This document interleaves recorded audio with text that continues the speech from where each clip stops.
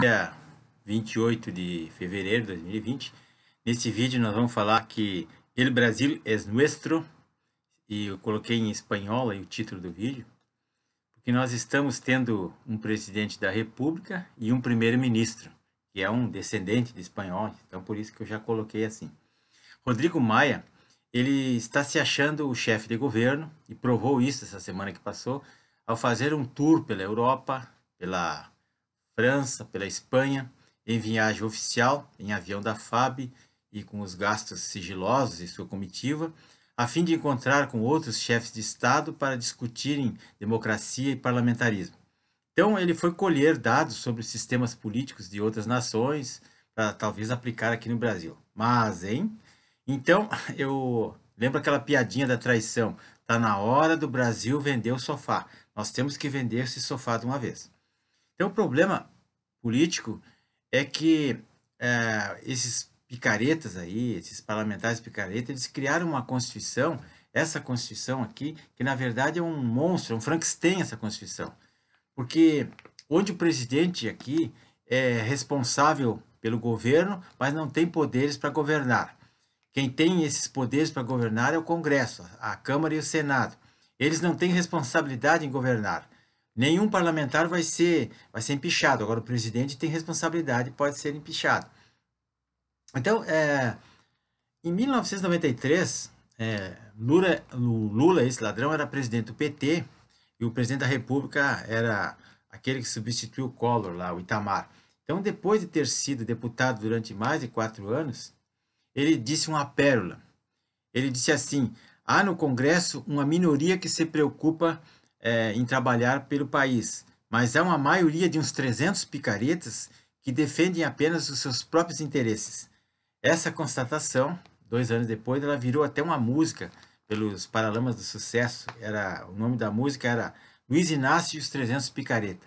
Tinha um refrão que dizia assim: Luiz Inácio avisou, Luiz Inácio avisou, e são 300 picaretas com um anel de doutor, dizia assim a música dos Paralamas. Então o tempo passou e essa prática continuou, e lá em 2015 o ministro de Educação da Dilma Rousseff, imagine quem? O Ciro Retroescavadeira Gomes, ele disse que lá no Congresso tinha 400 ou 300 deputados, que quanto pior, melhor para eles.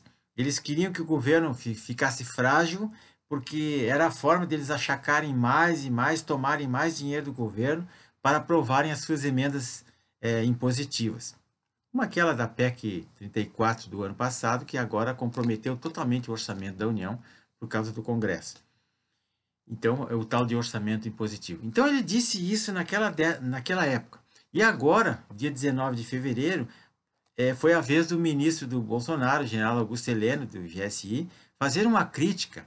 Ele fez uma crítica não em público, lá numa rodinha de colegas ali, numa conversa privada, junto com o ministro Paulo Guedes, o general Ramos e outras pessoas ali. Só que essa conversa foi captada por um microfone indiscreto de algum traidor infiltrado que imediatamente já deu furo para a imprensa, já passou para a Folha imediatamente e deu o escândalo que deu.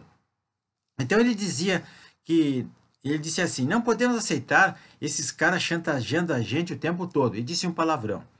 Mais tarde, numa nota oficial, o ministro acrescentou que isso prejudica o executivo e contraria os preceitos de um regime presidencialista. E disse mais: se deseja um parlamento, então que mude a Constituição. Isso foi o que o general Heleno disse na ocasião. Essa Constituição de 88, então, portanto, ela é responsável por tudo isso que está acontecendo. Logo que foi promulgada, o jornalista Alexandre Garcia, que trabalhava na Globo, ele entrevistou o presidente Sarney na TV, e o Sarney disse: essa Constituição torna o país ingovernável. Isso ele disse lá em 1988. E em 2014, passados 28 anos dessa observação, o Sarney, que viveu quase meio século dentro do parlamento, ele foi senador trocentos anos, e toda a sua carreira política foi dentro do parlamento, ele acrescentou que a compulsão de expandir poderes torna o país ingovernável. Quem é que está expandindo poderes? O parlamento. Então, diz que o parlamento se desmoralizou e instituiu práticas políticas condenáveis, como foi o caso do Mensalão e outros, né? E quem acompanhou a Constituinte, como eu, quem tem mais de 60 anos, sabe muito bem o que aconteceu. Eles estavam fazendo, em 88, uma Constituição que ela tinha um viés parlamentarista. Só que o Sarney se insurgiu e se mobilizou contra. Então, para consolarem o presidente, os puxa-saco lá fizeram uma emenda presidencial dando ao presidente o poder de editar medidas provisórias. Grande coisa, medida provisória ela vale por 60, 120 dias e caduca. O Congresso não vota, não aprova nunca e caduca. E foi o que aconteceu. O Bolsonaro faz uma medida provisória e os caras deixam caducar. Então, essa Constituição de 88, ao invés de eles criarem uma lei justa, eles criaram um Frankenstein, né? E o presidente é responsável pelo governo e não tem poderes para governar. E quem tem esses poderes é o Congresso. Mas o Congresso nunca vai ser responsabilizado por nada, né? E o que aconteceu? Para governar, o presidente fica obrigado a se entregar aos partidos, a ceder cargos, ministérios, estatais. Isso aí gerou a maior corrupção institucional do planeta, né? Quem não lembra daquela emenda da reeleição que o Fernando Henrique fez, que teve que comprar e ceder cargos e tudo, isso ninguém fala, né? Então isso aí nada mais foi que o toma lá da cá que eles criaram, oficializaram isso. Então chamam isso de presidencialismo de coalizão. Isso aí é um termo criado pelo cientista político Sérgio Abranches, que significa que o presidente tem que governar só através de acordos, de alianças, em outras, troca de favores, ou seja lá, o toma lá da cá, né, o fisiologismo. Porque se ele não fizer isso, ele não governa. Ele fica totalmente isolado. E é o que está acontecendo. Então, o Bolsonaro tentou interromper esse ciclo e vetar essas práticas condenáveis e os próprios interesses dos políticos, aplicando o que diz na Constituição republicana, que é a separação dos poderes, que é prevista na Constituição de 88. Mas aí a situação foi agravada por essas emendas impositivas que obrigam o presidente a dar dinheiro aos deputados, ainda que falte para ele que tem o poder e o ônus de cobrar os impostos e de administrar e de governar o país.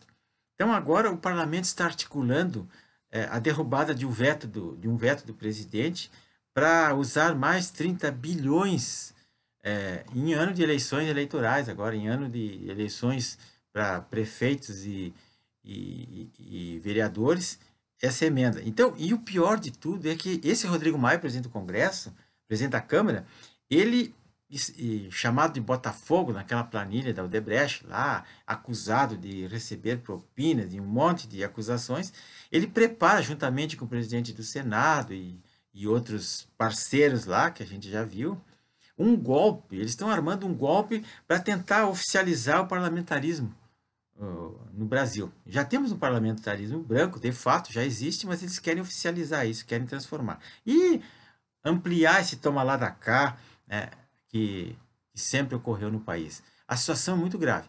Então, como eu coloquei na capa do vídeo ali, o Rodrigo Maia manipula os aviões da FAB, faz tour, ele e o Alcolumbre, eles manipulam as verbas, eles fazem, acontece, parece que para eles nada acontece e está tudo certo.